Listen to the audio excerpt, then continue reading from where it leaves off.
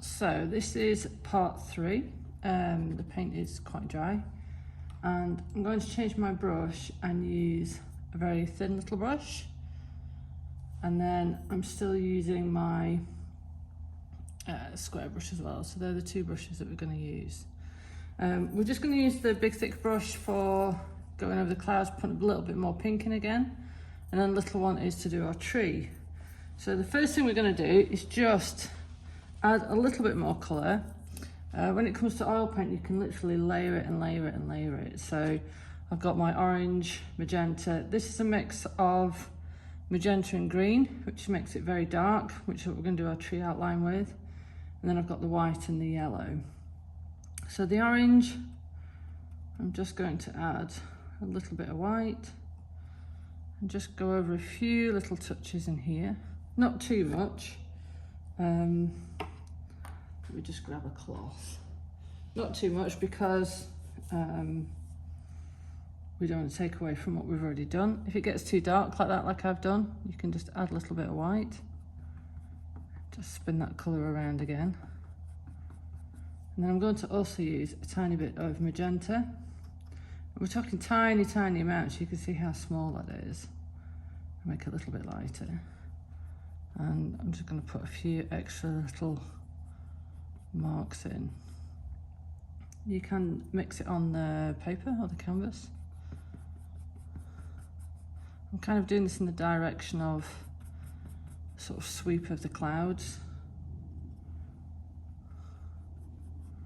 just so everything kind of ties in.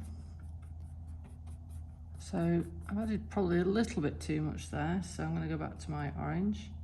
I'm avoiding this area where the tree's going to be.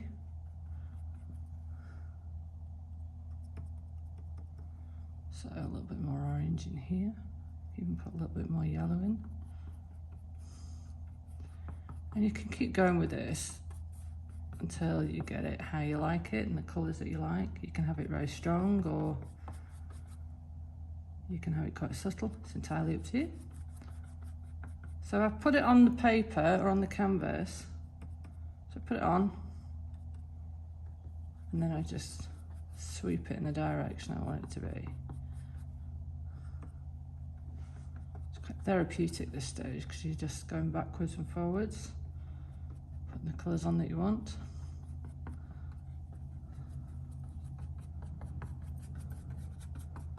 And the more layers you put on, obviously, the stronger the colour gets. Just going to break up this little bit in here. And then I'm pretty happy with that. Okay, so we're going to tackle the tree. So we've got a little brush. So the way to think of it is not to think of it as a tree, think of it as a shape. And also, we don't want to fill in the whole thing because obviously it'll look too blocky, so you've got to almost imagine that this is an ink pen. And I always start at the top because otherwise if I start at the bottom the tree just ends up enormous. So I'm going to start at the top here, just put a few little marks down and almost imagine you're drawing it with a pen. So I'm going to put a tiny bit on at a time. I'm going to try and work out the shape of my tree first. So you can see how lightly I'm touching the paper. So I think this is my oak tree at home.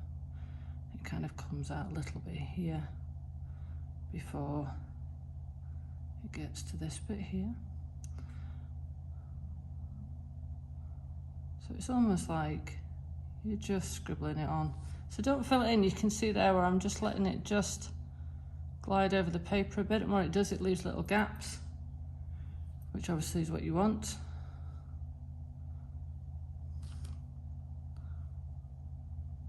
So you probably won't know if you're happy with the shape until you've got most of it filled in.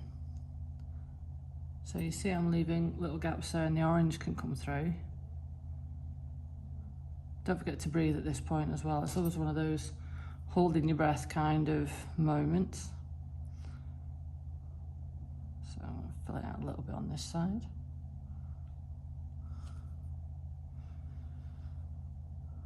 I've looked at this tree so many times. It's about 240 years old, this oak tree that's on our farm.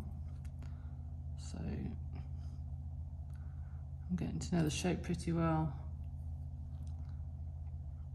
And then we're going to kind of drop it down a little bit here and work out where the middle is, just kind of very slowly work out where it is, which is about there.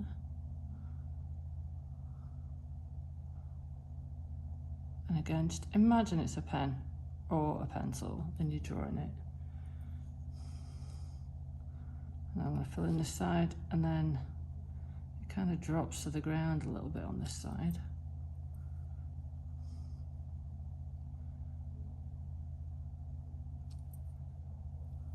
And then I'm just gonna get some paint on here. It kind of quickly comes together.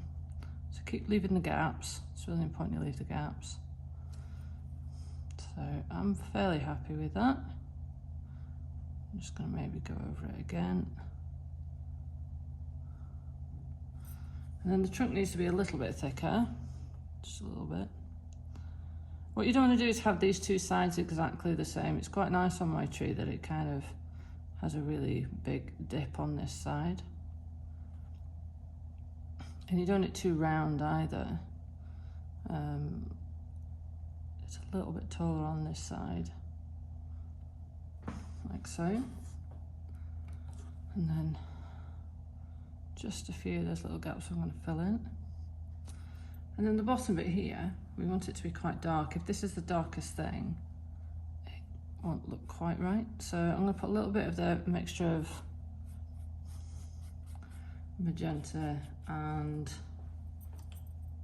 sap green on there. And then I'm going to go over that with the green, just to kind of fill it in a little bit. And you can see as soon as that goes darker green, it kind of settles in a little bit better. And then just under the tree, go back to the small brush. I'm just going to have a little bit of a shadow under there, just a little bit. Take it across. And then a little bit of sap green again in there.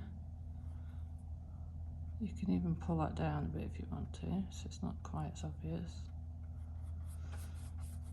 And then once I've got the green back on here, it's quite nice sometimes to just put a little bit of streak of white in, just to kind of have a little bit of a highlight in there as well. Just from one side, so there's a bit of light going that way. That's it.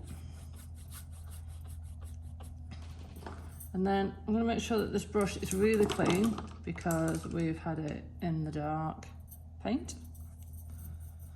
And then I'm going to dip in a little bit of white. You have to be careful with this because this is wet, obviously. But I'm just going to highlight a few little bits under the tree. If you want to wait for your tree to dry, that's absolutely fine. If you've got a steady hand. So I'm trying to do this and film and talk at the same time, so goodness knows how this is going to go. It's just going to come right up to the tree, fill in a few little dots there. And you can see how it highlights the bottom part of the tree. And I'm going to have a few little wisps of white coming out of here. Kind of figure out where that goes on the other side. I might even put a little bit of yellow on there just to highlight it a little bit. And basically, there is your little oil painting of the oak tree. Now, I'm just going to finish it off. You guys don't have to do this, but if you get a little bit of sap green, what you can do is add a little bit in here. And it just takes away the kind of solidness of all that dark colour. Just a tiny weeny bit on the top. Don't forget to kind of leave the gap still. I think I'm gonna fill it out a little bit on this side. This is the trouble with painting, you never know when to stop. Just a tiny bit on this side, and a little bit on this side.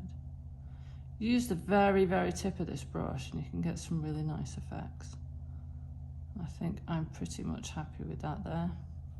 And there you go, there's your little oil painting. I'll turn this around so you can see it. And then this is the best bit, where you get to take the tape off.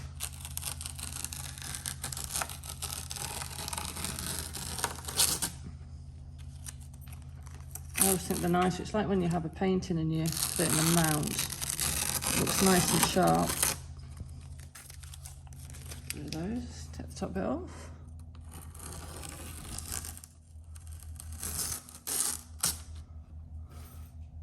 This final bit, I always get paint on the edge here. So you can get this bit off without ripping it.